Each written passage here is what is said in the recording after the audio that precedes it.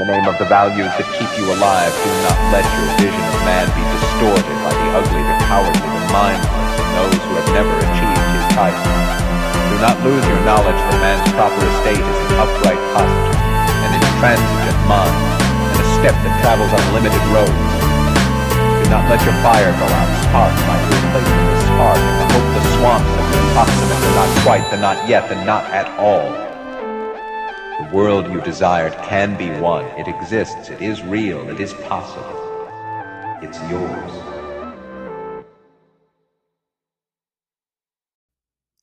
Hello, everybody, and welcome back to the Crypto Economy Podcast. Today, I'm very excited to have Cyrus here with us from ShopX. You might remember we did an episode with ShopX about 6 months ago, maybe a little longer. So we're going to get an update from them, see how they've been doing, and get a little bit of a finger on the pulse of what the NFT landscape is like right now. So thanks so much, Cyrus, for being here. Hey, thanks for having me. So, I guess to get started, it would be great if you could just give us a very brief background on your background, how you got into crypto, and a little bit about ShopX for people who haven't heard the episode. Yeah, for sure. So, quick background on me. I started my career in the finance sector, and I was in the sector throughout the 2007-8 recession. So I got to see firsthand how reckless behavior in the financial markets could have a ripple effect and a big impact on not just the economy, but on our day-to-day lives. So I wasn't a big fan of the finance sector. So I pivoted out and I got into tech consulting. I worked at Deloitte Consulting doing e-commerce and digital marketing, implementations and strategy. And I fell in love with tech. That was kind of like, all right, that's my calling.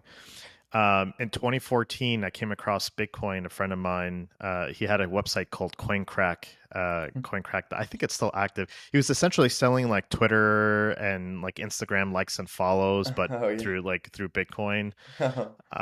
So he sent me a link. I just bought one. Just hey, it's kind of cool, novel technology. But it was like about a year or two before I really went deep into crypto. So it was about like 2016 where I dedicated my whole life to using Web3 technologies or cryptocurrencies, which I also don't think they should be called cryptocurrencies. They should be called crypto money because currency is a centralized currency that's issued by a centralized government or centralized entity. So I think cryptocurrency to describe Bitcoin is a misnomer, but I That's digress. interesting. I've never thought about that. Uh, But yeah, I think a lot of people share your sentiment. I think 2007, 2008, that was for me too. So many people just got wrecked and just got such a bad taste in their mouth with, traditional finance. And I yeah. think it created a whole generation of guys like us trying to change it. So that's Yeah, I awesome. mean, even like at the stock market or real estate, if you got in and invested in 2010, you still made out really well, but it was all on bad fundamentals. Like it's the biggest bubble that we're in right now is the stock market and currently like the U.S. economy in general. But anyway, so in 2016, 2017, dedicated my life to Web3 and crypto. And because of my background, my history of being an e-commerce and tech guy, it just kind of made sense for me to move into that space and how to leverage Web3 into that Web2 world. And the idea really started around inventory management. So how Bitcoin solved the double spend problem.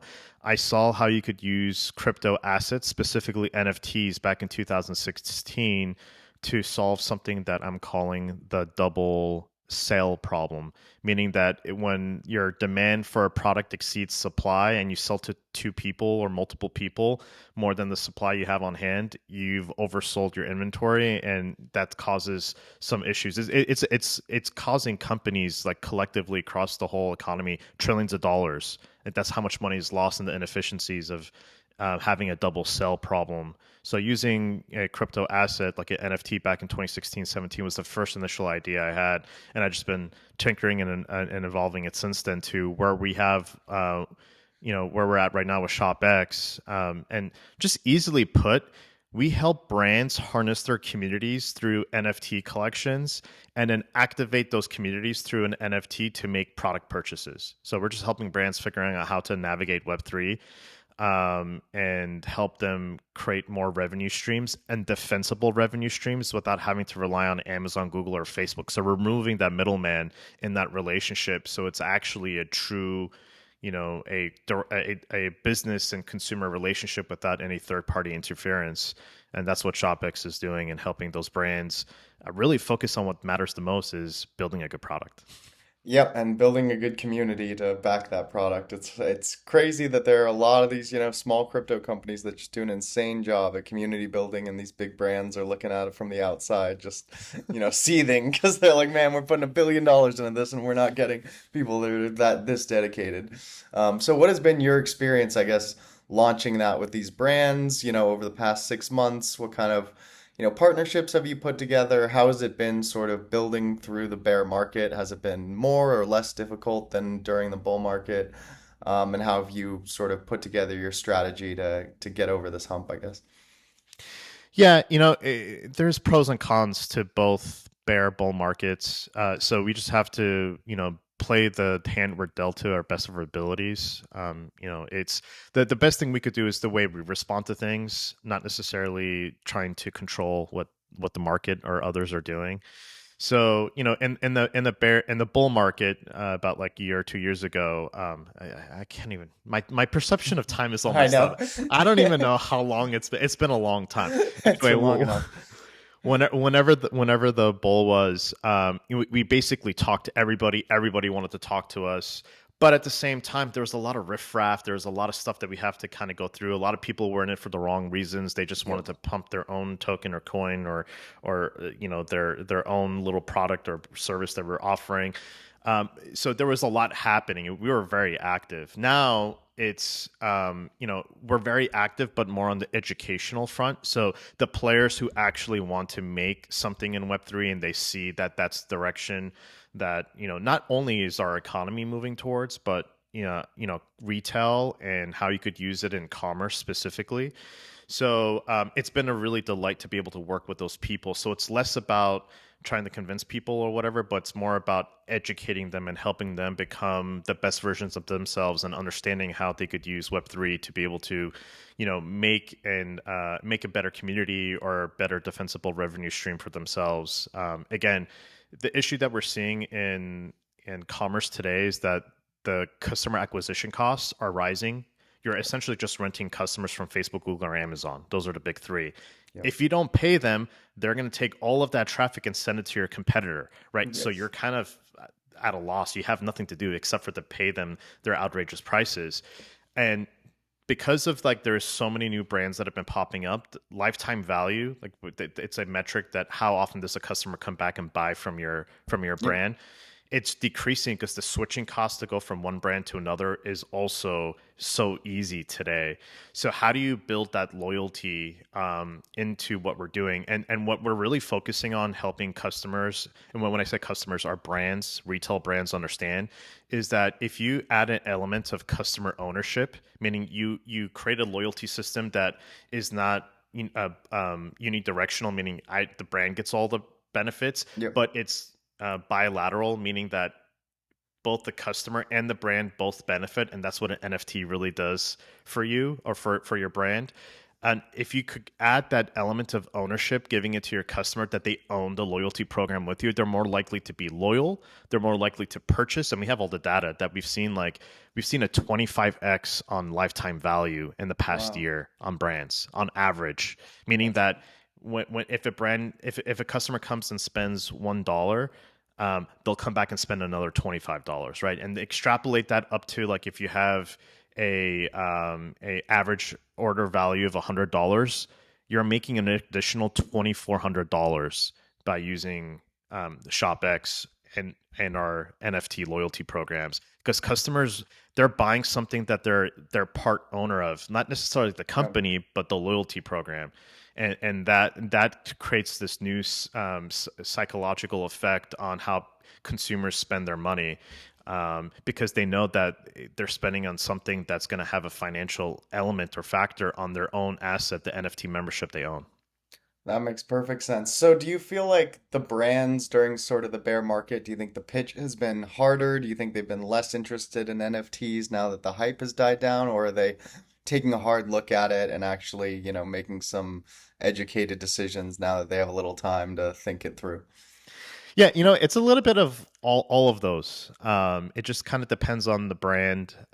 Some brands are, hey, nope, no NFTs, we're not interested, or they've Yep. been like that during the bull market too. So no change there.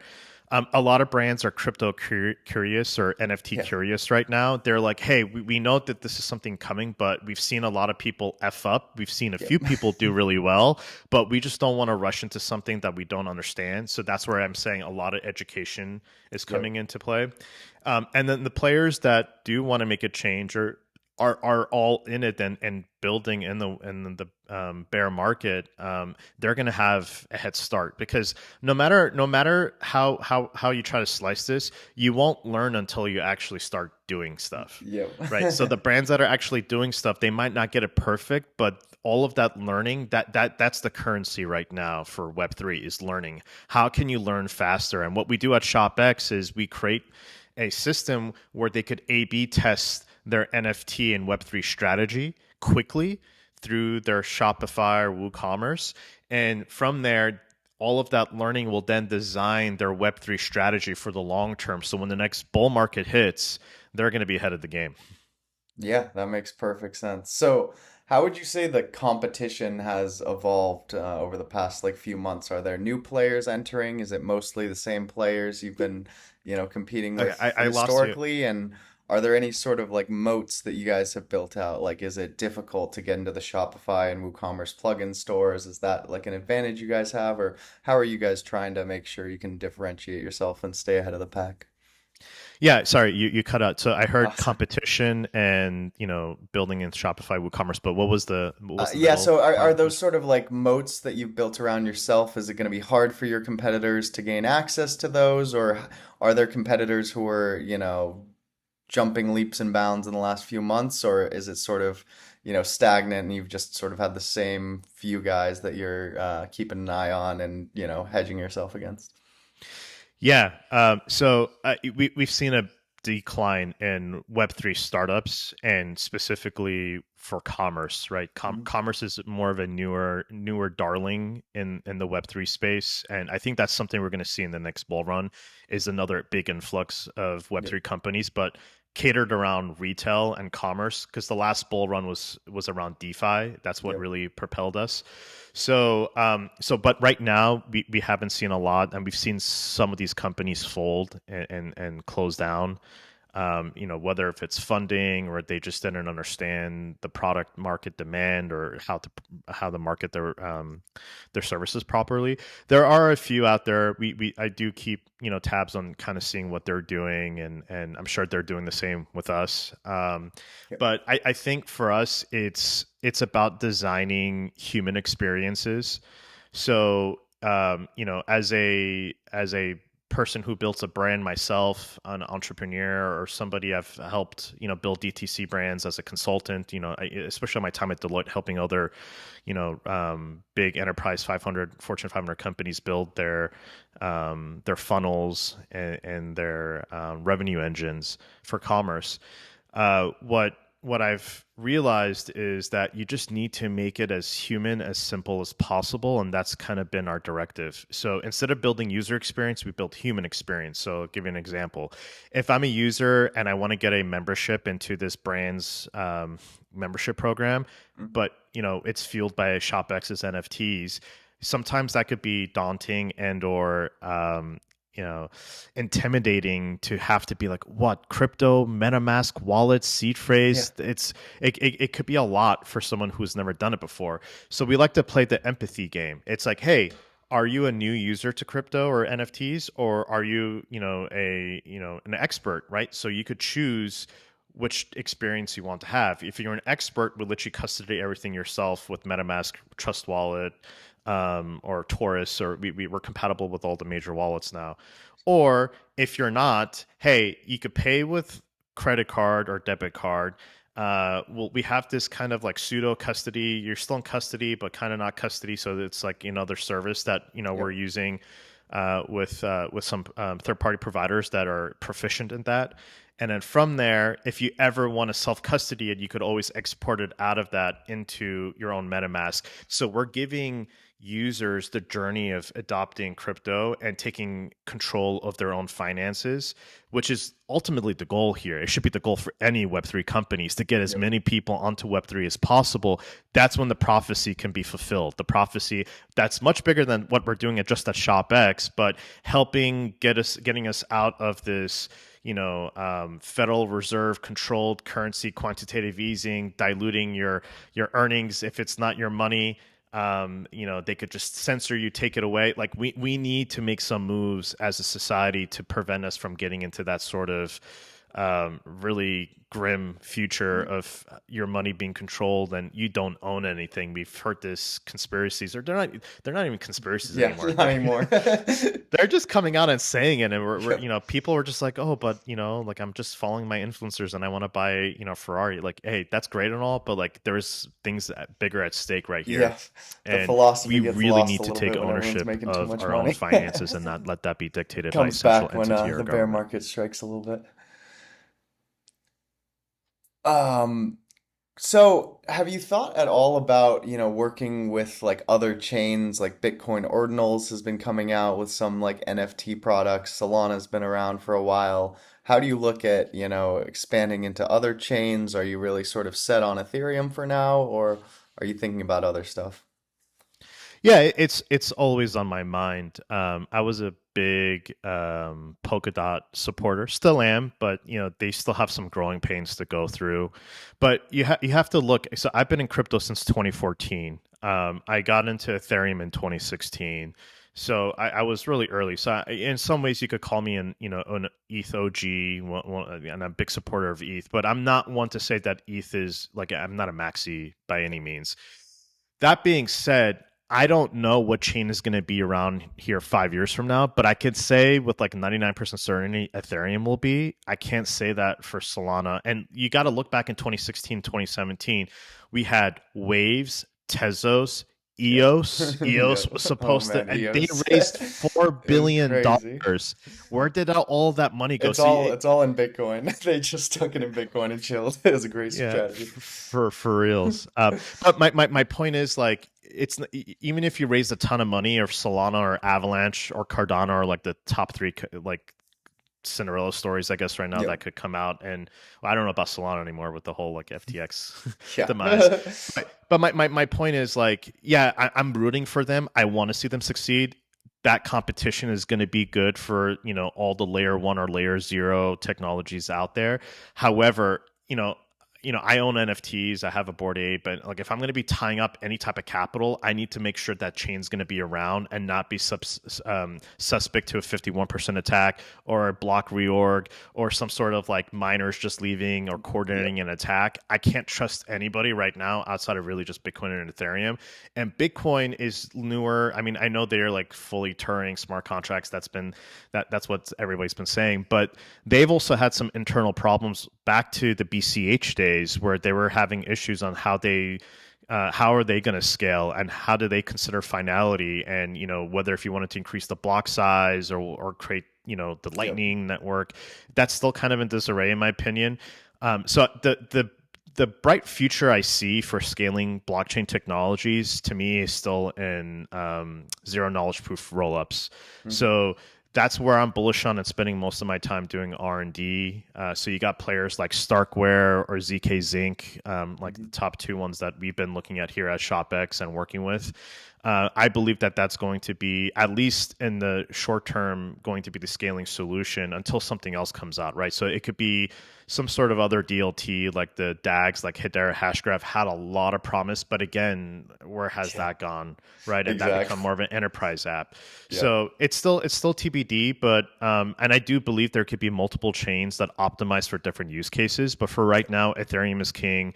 That's where all the developer support is right now as well. So if a brand's looking to get into Web3, if you're not Solidity or EVM compliant, it's going to be hard for them to maintain, which is also off-putting to them. So I think right now we need to stay on Ethereum, but always open to looking at to other EVM compatibility or other blockchains that come out, that have something interesting or innovative to offer. But as of with any blockchain, it's the community and the blocks that make it secure. So whoever it is, whether it's Cardano, Avalanche, Solana, or another new incumbent that comes out, they're going to have to do it for 5 years and do it well for 5 years before anybody would take them seriously and lock up major capital on that chain. Yep, I totally agree with that, and I think you're wise not to touch the Solanas or the Avalanches. I will say the Bitcoin stuff, I think that's cool. It's very early, but I think that's one with some staying power. If they can get it right, Yeah, it's I got a agree. community behind it, so it's exciting. So as far as like big partnerships, I know last time you mentioned Cryptopolis. There was some talk about a few other companies, so I was just hoping you could maybe give us some updates on how those are going. You know, if you've had any progress, any launches, any new big projects that you're excited to announce or talk about. Yeah, absolutely. So, in this market, and especially with like competitors, not ours, but our customers' competitors, also looking to get into Web3, kind of stuck behind some of these NDAs or just being Oh, respectful of yeah, what you're they're good. doing. However, but I can say that we have a few really big gaming companies on board. Not gaming for like we're not like a metaverse gaming or whatever, but for their membership or loyalty programs and selling their own merch. So there's a lot of the what do you call them? Wow, his name is escaping. The gaming, like 100 Thieves, it's not them, but like what are Oh, they the called again? developers or I know what you're talking the, about. The the, the studio. it's like a gaming studio that has a Yeah. bunch of people. Yeah. So those sort of companies are looking into solutions that we're doing. So we've hit that vertical pretty hard and with really good success. We've launched a few of the smaller mediums, like the Mac Parks that do like 5, 10, up to even like $50 million in annual revenue. Nice. We do have a couple of these bigger enterprise brands that we're working with, but though, like I said, it's really interesting because in my career, in my humble 20 years in tech, it's usually, hey, you have like a couple weeks to sell the product, and that sell cycle goes through in a couple weeks, maybe a month. But then the integration aspect takes like Yep. months or years to get the technology done. So what we've done at ShopX, we've gotten it's kind of inverse. It takes like 3 months just to build the education and awareness on how to do NFTs correctly. And we pride ourselves as doing things the right way. We're not here just being like, oh, we got NFTs. Yeah, anybody could just make an NFT today, right? But it's the mindfulness, the attention to detail. We look at every little thing in terms of, hey, is there should be first come first serve? Should you create finite amount? Should you do your raffle? We ask these questions and help our customers understand the pros and cons to cater it and personalize it specifically to their industry, to their customer base. That takes a few months, but then the actually technology integration, that takes like a couple hours. Yeah. That's So once you get them over the line. right, so that's kind of how we're operating right now.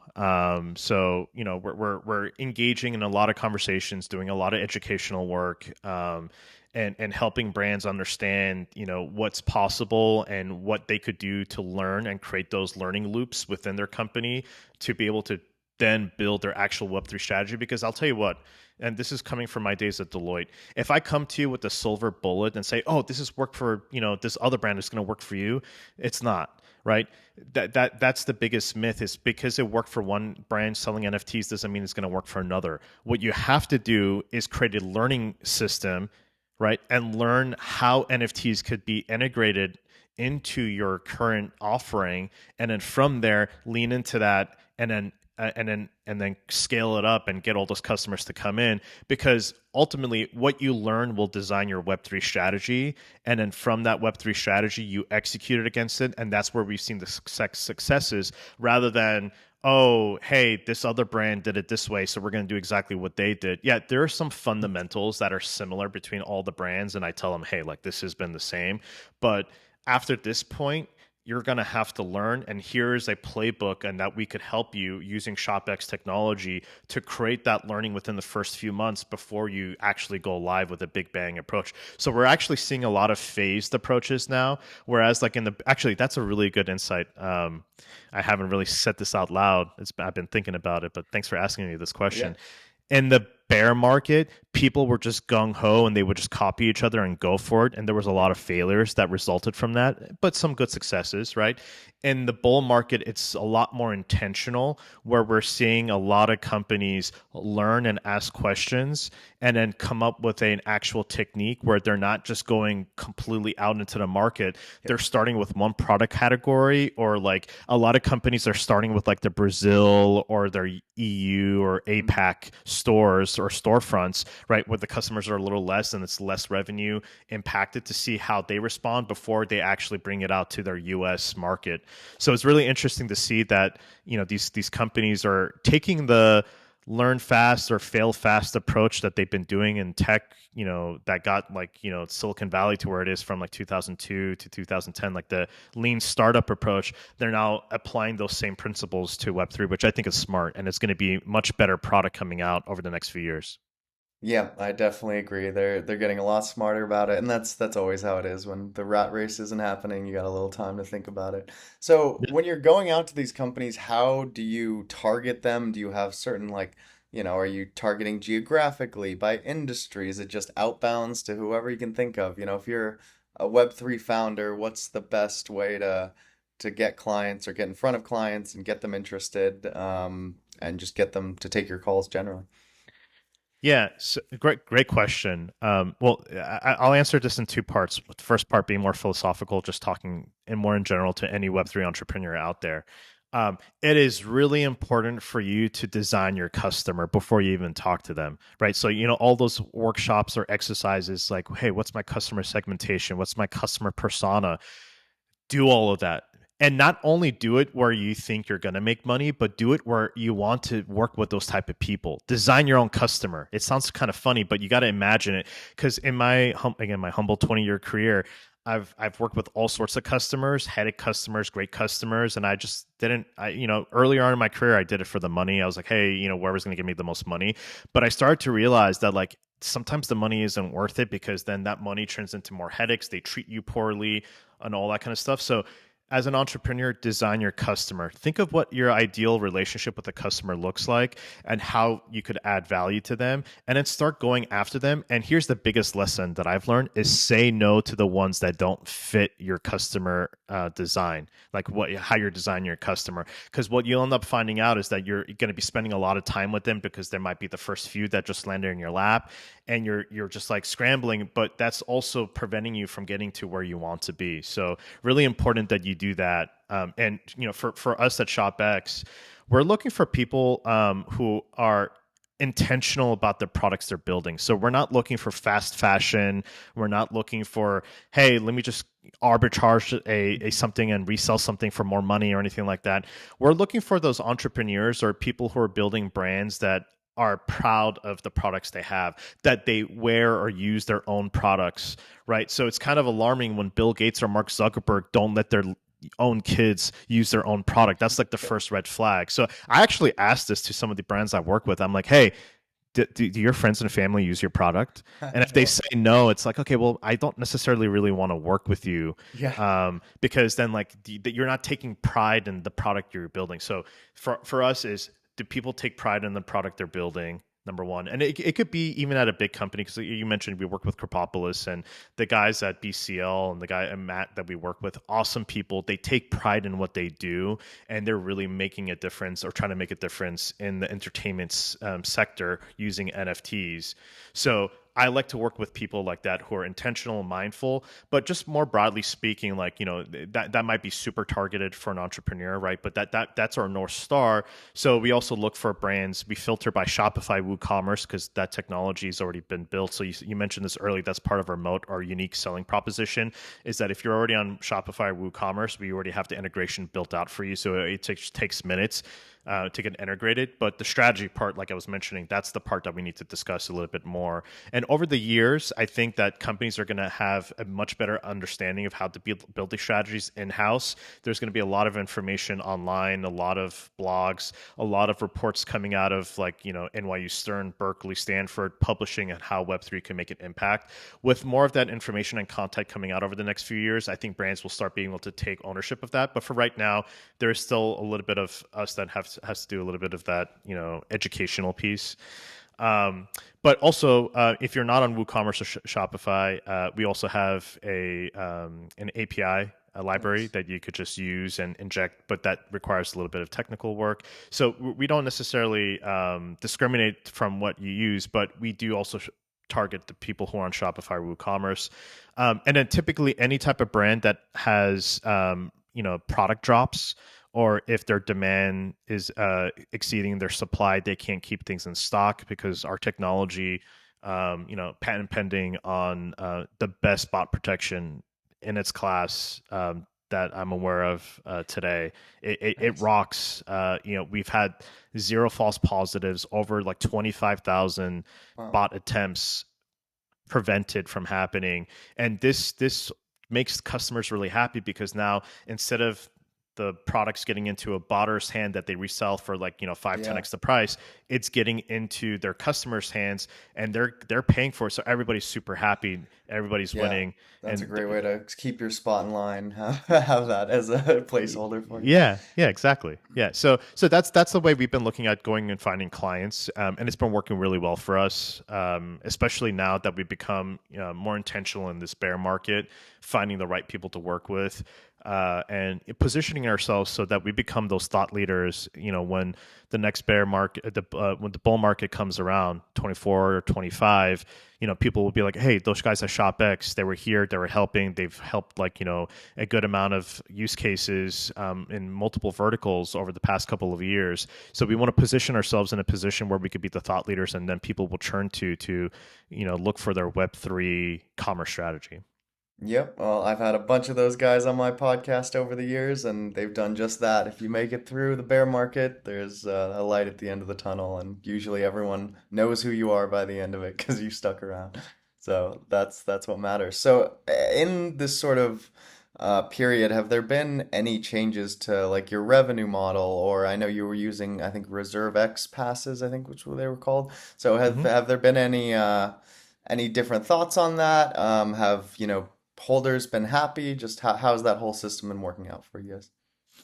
Yeah, so we actually haven't changed our revenue model as much. We have a very innovative and easy to use system for brands. So the ShopX token is a license token in order to unlock using our product. So that has worked really well. So we've leaned into that a lot more. So big companies, whether they're Fortune 100 or even the smaller companies, they love the idea that, hey, they could buy licenses from us and they could sell the license whenever they want on a secondary market if they want to stop using our products and services. So that has made the sales cycle a lot easier for us to be like, hey, try it. If you don't like it, you could always get out of it, right? So that's been working really well. But for us, like, we haven't really changed because we don't charge on a SaaS model. Because if you're doing SaaS, then you're not a Web3 company. Yeah. Or a true Web3 company. You Yep. might be supporting Web3, but you're just building another, item list on the P&L statement. That's like, okay, why you really need blockchain at that point? Yep. So we haven't really changed that per se, but we started to learn a lot more about exactly where we want to be 5 years from now.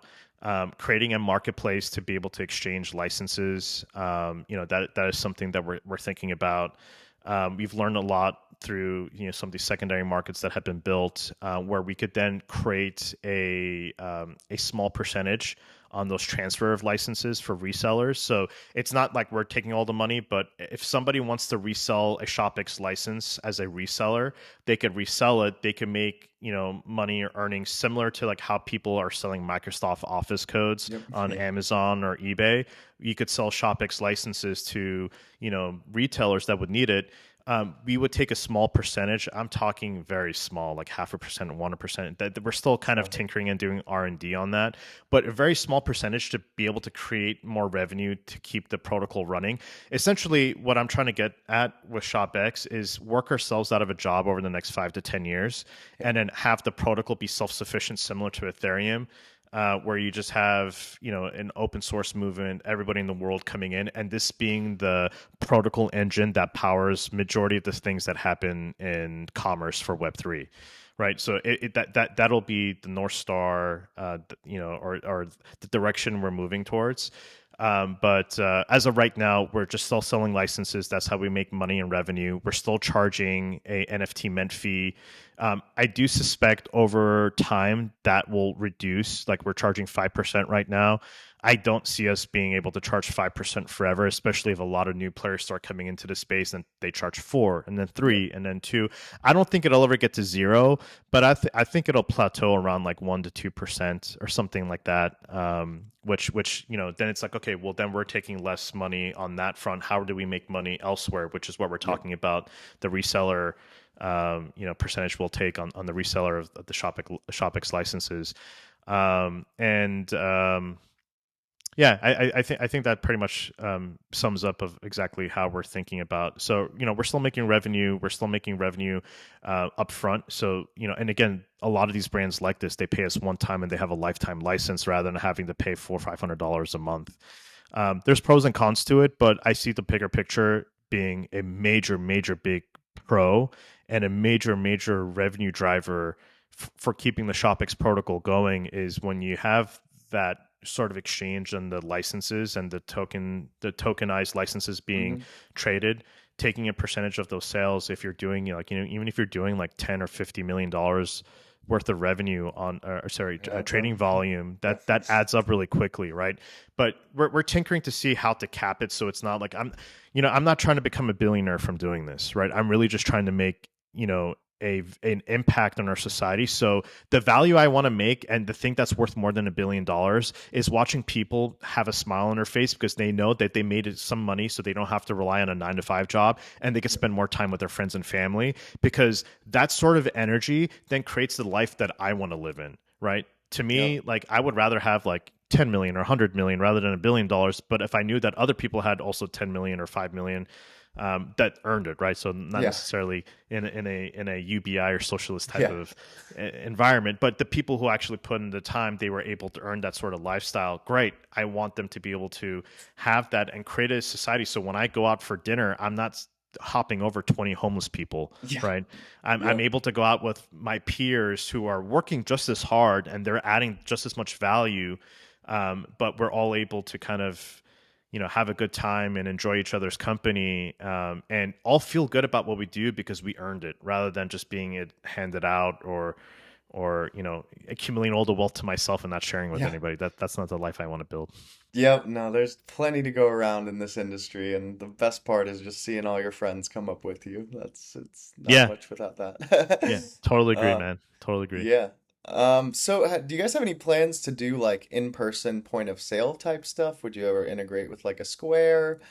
Is that something some of your clients want, or are they really just, online e-commerce for the most part? Yeah, so we've talked about omni-channel sales or technology, omni-channel meaning like through brick and mortar and through your online sales, but customers aren't really asking for a lot of IRL stuff. I mean, we've seen the trend from COVID happening. Everybody's moving towards e-commerce. E-commerce is growing. It's the fastest growing industry in the world. Their CAGR is like over like 180% or something like ridiculous. And it's just been exacerbated in how fast people are looking to get to online e-commerce because of COVID, and that's put a big strain on our supply chain because there's more liquidity in products online than there could be IRL. That being said, I haven't completely written off integrating loyalty or membership into a POS, and there are a few out there, like a traditional Web 2, like I think Butterfly is one, and a few others. You go on there, you put in your number, and you get some loyalty points.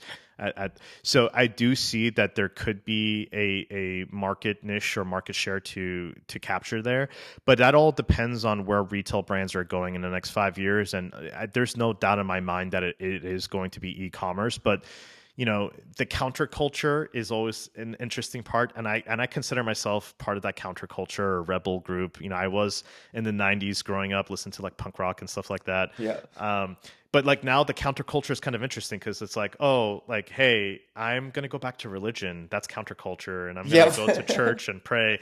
And that also might mean I would rather go and buy things IRL and not online. So if that does happen and that does start to surface, you better believe ShopX will be there in some way, shape, or fashion. But I don't think that's going to happen for at least a few years. We're really focused on what we're doing right now, where we could add value right now, where customers, brands, retail, society, they're asking for these loyalty retail programs for commerce specifically, and to create this new financial element into a relationship between a brand and a customer, because before it just used to be, is there utility in the relationship, and is there like this emotional tie, like like the people who love Apple or the people who love Tesla, it became cultish in a way, right? But there was never a financial relationship between the two unless you bought their stock, right? Yeah. And even with buying stock, there's like limitations of exactly how that is, and you're just a number. But Yep. now you have the utility, right? The membership, the value you get from it. You have the emotional tie to the brand, but there's a financial element to it now. Yep. And I think that's the area that we need to stay in, as not just as ShopX, but as a community, right? And how we could strengthen that relationship between a brand and a customer. And I'm talking specifically for like, small, medium business brands, right? Not the Amazon, right? The Because ones that like, can't get a branded credit card for loyalty points. Yeah. yeah, those are the ones that are suffering. And ultimately, what's happening is they're having to concede and go on Amazon and sell their products on Amazon. And then what Amazon does is, oh, you're doing really good on our platform. Guess what? We're going to come out with the Amazon Basics and cut you Yeah. out. I mean, that pains my heart. I've seen some really good friends, people that I know that have been victim to that, Yeah. and they just lost their revenue. And it's like, Overnight. Yep. it's and that's not what life is about, man. Like, yeah, making money is great. Don't get me wrong. I like my money. I want to, help other people make money as well. But it can't be the only thing we're optimizing. There has to be some other things that we have to optimize here. Yeah. So, whatever I could do to help build a healthier economy that, helps people make money and defends those revenue streams, but also, it helps, families get tighter together. It brings communities together. It helps, like, as humans, we're more tribal, right? Like, we were all about our local communities. And this is a long and winded answer to answer your IRL stuff. But it's like even myself, I'm buying from my local farmers market more now than I am buying from like Amazon or Yep. Even Whole Foods, because Whole Foods got purchased by Amazon, Yep. and they're becoming more of like this like grocery delivery for all type of Yep. service. I I'm just go trying to to the mom and pop bodega down the street from me every day. Just try to support a family business. yeah, because like at the end of the day, like we want to help people, right? And yeah, I know people make up corporations, but somehow the people element in a big corporation gets lost. Yep. um it's kind of like when you get too many people, too many minds, they lose that, the ability to critically think. Yep. uh Absolutely. so that there could be an element of that happening at corporations, but I really want to tap in more of that human to human connection. So I will be very pleased to know if our counterculture starts going more towards IRL, and if it does, then ShopX will be there. There you go. Beautiful answer. Awesome. Well, to close things off, just sort of my last question. The next time, we have our next episode, we'll do our third follow-up here. Well, what do you hope to have accomplished? Are there certain, KPIs you want to hit? Are there certain clients you would love to have? What's your goal for, the bull market and where ShopX will be? Yeah, great question. Um, I would love to have like over 10,000 ShopX wallets of NFTs. That is one thing we're definitely looking to get to. We'll love to hit the million mark on NFTs minted. We got a long ways to go. I'm not saying we're anywhere close to that, but these are the goals that you got to set up. So when we hit the bull market, then all right, we'll start reaching to those. All right, we got 10,000 wallets. We got a million NFTs minted. Also, right now, the licenses are distributed across like 9,000 wallets, which I think is a really strong number, Yeah. in this market. And a lot of resellers, like we have this SquadX program, which is essentially our ambassador program, an on-chain ambassador program that helps anybody who's helping us on chain. We pay them in ETH. So like, hey, you have some ShopX licenses. If you sell them to a brand to start using our technology, that sort of revenue that we generate from that, we take a portion of that and we pay people in ETH for those for that help and services they do. So we want to up that number from 9,000 wallets. It'll be nice to get to like 25,000 wallets. Some of our competitors are not even close to where we're at right now, but doesn't mean we have to stop, right? Like we just always want to make a bigger community and refine our craft. So that's more on the actual like technology or like the value add, and on the businesses side, we've been growing about 20% month over month, adding a few clients on a monthly basis.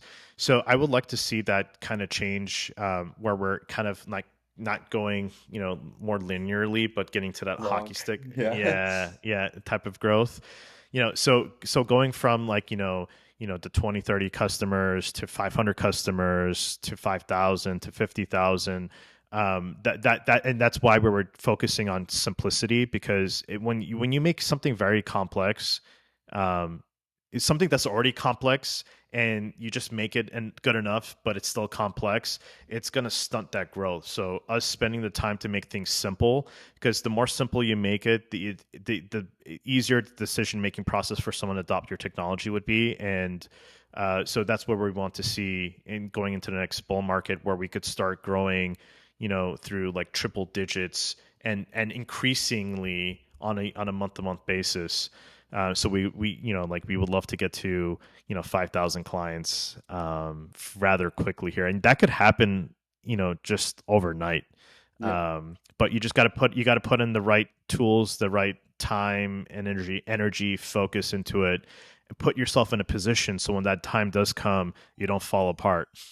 Yeah, that's all of it. Absolutely. Well, thank you so much for coming on. I really appreciate it. If you could maybe just give some of the listeners a few of your links or where they can check out more about you guys, maybe some socials, and we'll leave it with that. Yeah, yeah. No, first of all, I just wanted to thank you. This has been such a delightful, conversation. The type Absolutely. of questions you asked, and it's just good energy. I always Good. appreciate that. But if you want to follow ShopX, you can follow us at ShopX Labs across all socials, whether if it's IG, Twitter. We're really, active on Twitter and IG. And then personally, myself, Cyrus Kind, CYRUSKIND on Twitter. And then always visit our website. We just actually had a new content push update to come out. We really refined our messaging, like where we fall in the market and how we've been talking to brands for the past year. We've been able to refine that to make it a lot easier for people to understand what we do. But you could read more about that at shopx.co. Very easy domain to remember, shopx.co. So check us out, and you follow us and give us a shout out. DM me, follow us on Twitter, DM me, or get on our Discord. The links are all on Twitter, and I'm active there. So if you guys have any other questions, until the next time we talk, but I'll be around. Perfect. Well, thank you so much, and thank you guys for listening. We'll be back again soon with another episode. See you guys soon.